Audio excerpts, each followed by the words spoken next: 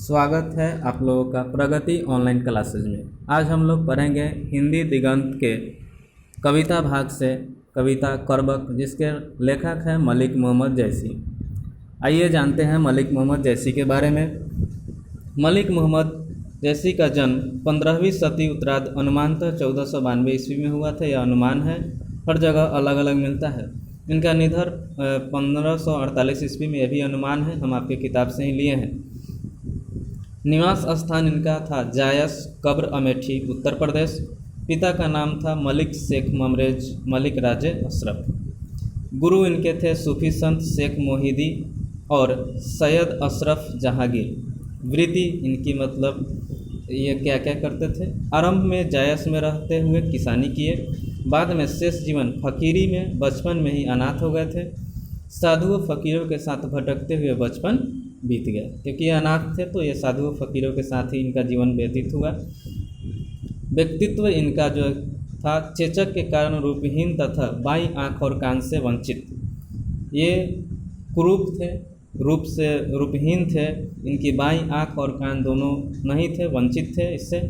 लेकिन ये मृदुभाषी थे, मनस्वी और स्वभावतः संत थे। इनकी कृतियाँ बहुत ही उल्लेखनीय हैं। सबसे पहले है पद्मावत, जो आप लोग हम कविता पढ़ेंगे करबक, वह पद्मावत का ही अंश है। दूसरा है अखरावट, आखिरी कलाम, चित्ररेखा, कहरनामा, मसला या मसलनामा। इनके अतिरिक्त चंपावत, होलीनामा, इतरावत आदि कृतियाँ भी उल्लेख में आती है। ये कवि थे, भक्ति मार्ग के कवि थे, भक्ति के बारे में लिखते थे। इन्होंने, अब हम लोग जो पढ़ेंगे करबक, उसमें इन्होंने बताया है अपने बारे में विशेष रूप से। ये है करबक, जिसमें दो भाग हैं। एक कवि अपने बारे में बता रहा है, दूसरा में कवि जो है कि बताते हैं प्रेम के बारे में। तो चलिए हम लोग इसको लाइन बाय लाइन समझेंगे।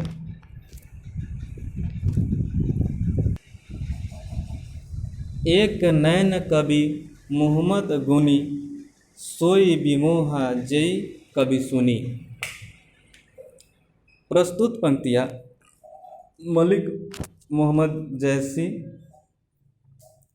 द्वारा रचित महाकाव्य पद्मावत के अंश हैं, जिसमें कवि कहते हैं कि एक नैन के होते हुए भी जैसी गुनी गुणवान है, जो भी उनकी कवि काव्य को सुनता है वह मोहित हो जाता है। वे अपने बारे में बताए हैं कि मैं एक आँख से अंधा हूँ, मेरे नैन नहीं हैं, फिर भी मेरे अंदर इतना गुण है कि जो भी मुझे सुनता है वह मेरा दीवाना हो जाता है, मुझ पर वह मोहित हो जाता है।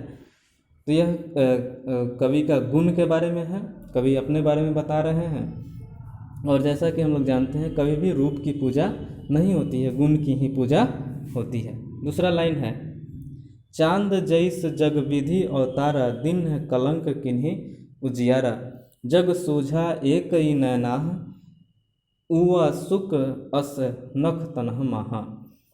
ये बताते हैं कि मेरे को जैसे भगवान ने चांद को उतारा, उसी तरह मुझे भी इस धरती पर उतारा। जिस तरह से चांद में कुछ कमियां हैं, उस तरह से मुझ में भी कमी है।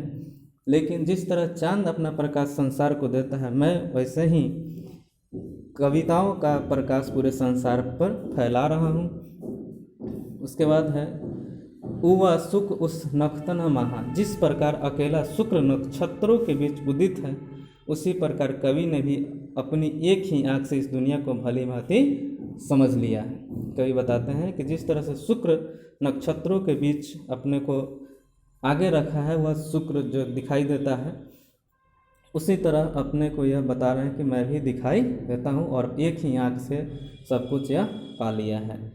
चलिए नेक्स्ट है, जो लही अम्बही डाभ न होई, तो लही सुगंध बसाई न सोई। जब तक आम में मंजरी नहीं आएंगे, तब तक उससे कोई सुगंध नहीं आएगा। कवि बताते हैं जब तक आम में मंजरी नहीं आएंगे, तब तक कोई उसमें सुगंध नहीं आता है। किन्हीं समुद्र पानी जो खारा, तो अति भयु असुझ अपारा। जब तक समुद्र का पानी खारा नहीं होता, तब तक वह अपार नहीं होता, वह असूझ नहीं होता, इतना बड़ा नहीं होता। ये कवि बताते हैं जब तक किसी में कोई कमी नहीं रहेगा तब तक वह महान बन ही नहीं सकता है। कमी से ही महान बनता है आदमी, कमी को पकड़ने के बाद जो है कि महान बन जाता है। तो ये बता रहे हैं कि सब में कमी है। अपने बारे में बता रहे, जिस प्रकार मेरे आँख नहीं है, कान नहीं है, उस तरह से सब में कमी है। अगर समुद्र का पानी खारा नहीं होता तो उसका जो है कि वह इतना गहरा नहीं होता, इतना बड़ा क्षेत्र में फैला नहीं रहता, असूझ अपारा नहीं होता। चलिए,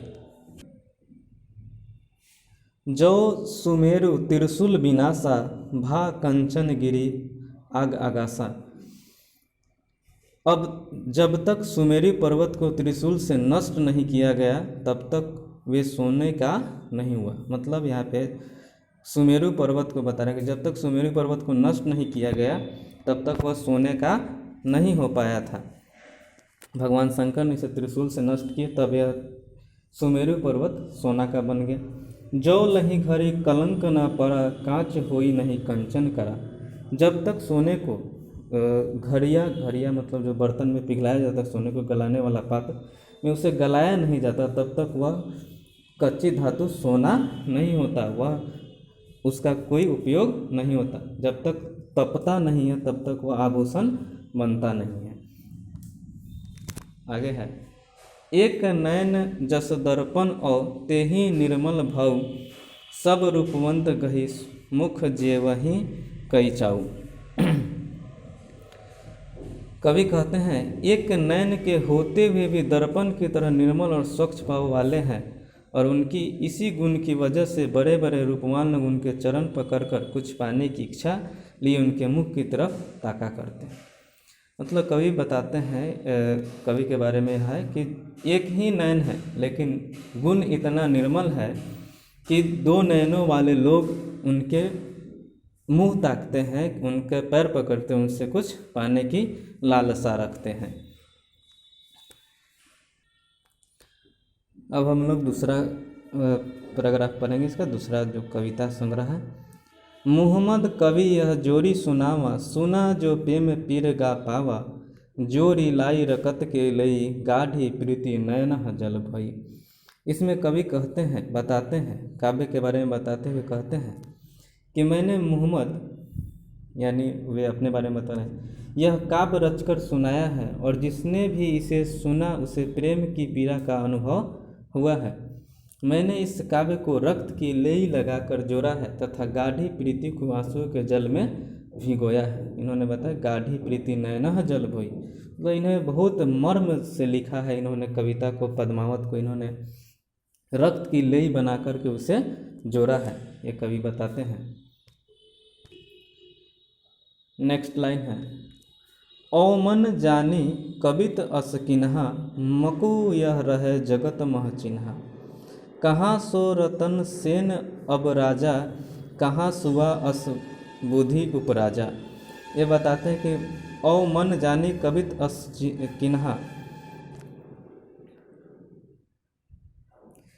मेरे ना रहने के बाद इन संसार में मेरी आखिरी निशानी यही होगा। मतलब ये बता रहे हैं अपने बारे में कि कोई भी इंसान मर जाता है लेकिन उसकी निशानी इस धरती पर रह जाता है। ये बता रहे हैं कि कहाँ सो रतन सेन अब राजा, रतन सेन अब राजा नहीं है, फिर भी उनकी कृति गाई जाती है। कहाँ सुआ अस बुद्धि उपराजा, नव सुआ जो सुगा जिसको बोलते हैं जो तोता, अब बुद्धि का कोई तोता भी नहीं है। कहाँ अलाउद्दीन सुल्तान, अब कहाँ अलाउद्दीन है।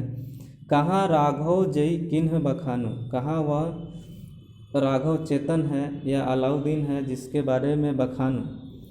कहाँ स्वरूप पद्मावती रानी, कहाँ वह पद्मावती अब जीवित है, रानी जो बहुत ही सुंदर थी, लेकिन उसके गुणों का पूजा हो रहा है, उनके गुण हैं इसलिए उनको याद किया जा रहा है। कोई न रहा जग रही कहानी, कोई नहीं रहा जग में, बस उनकी रह गई बस कहानी। तो यह था लाइन। कवि जो बताते हैं कि कोई यहाँ पे जीवित नहीं रह सकता है, बस उनका गुण ही जीवित रह सकता है। नेक्स्ट इसका अंतिम लाइन है, धानी सोई जस किरित जासु, फूल मरै पर मरै न बासु। ये बता रहे हैं कि धन, यश, कीर्ति और प्रतिष्ठा इस संसार में उसी तरह रह जाती है जिस प्रकार पुष्प के मुरझा जाने पर भी उसका सुगंध रह जाता है। पुरुष धन है, जिस पुरुष का जो कीर्ति है, उसका कारनामा है, प्रतिष्ठा है, वह इस संसार में उसी तरह रह जाता है। लेकिन वह पुरुष जो कुकर्म करते हैं उनकी जो है कि व्याख्या इस संसार में नहीं की जाती है, गुणवान पुरुष की ही व्याख्या की जाती है। कवि बता रहे हैं कि धानी सोई जस किरित जासु, फूल मरै पर मरै न बासु। पुष्प तो मुरझा जाते हैं लेकिन उसकी सुगंध नहीं मुरझाता, वह सुगंध रह जाता है इस संसार में। केई न जगत जस बेचा, केई न लिन्ह जस मोल, जो यह पढ़ै कहानी हम संवरै दुई बोल। प्रस्तुत पंक्ति यहाँ मलिक मोहम्मद जैसी द्वारा रचित महाकाव्य पद्मावत के अंश है, जिसमें कवि कहते हैं इस संसार में यश न तो किसी ने बेचा है और न ही किसी ने खरीदा है।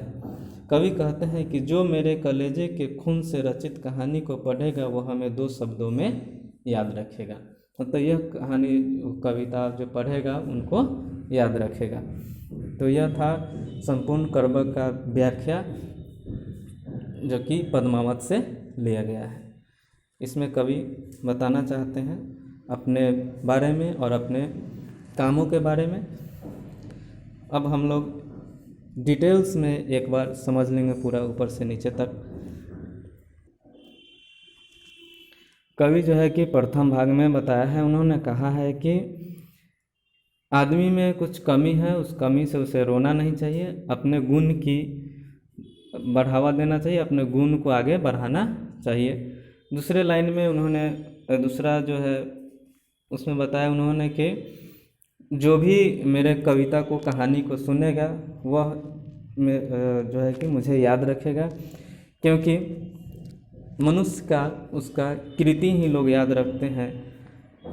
उस मनुष्य तो मर जाता है, आता है और चला जाता है। तो यह था इनका डिटेल्स। आशा करते हैं कि आप लोगों को यह कविता अच्छा लगा होगा। Please like and subscribe.